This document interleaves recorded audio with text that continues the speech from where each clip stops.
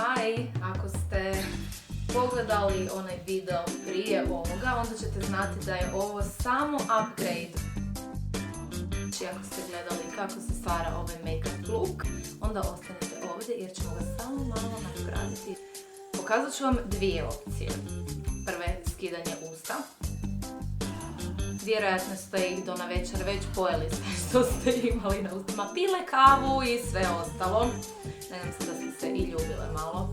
To je jedna stvar. Druga stvar je pojačat oči. Danas više ne vrijedi pravilo da ako imate jače oči da ne možete imati jača usta.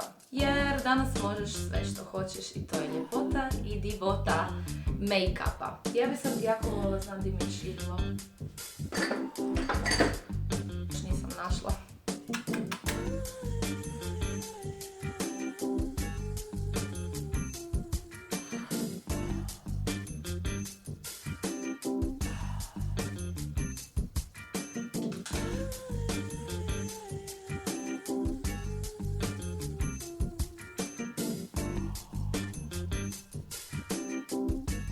Pozdrav za sve moje YouTube subscribere i cure sa Budi In portala. Vole vas Lana.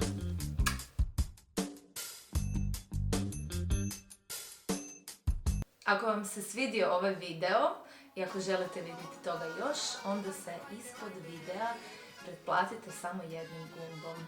For free naravno. Budite tu, bit će puno toga. Nove mjuze, make-upa, putovanja, svega.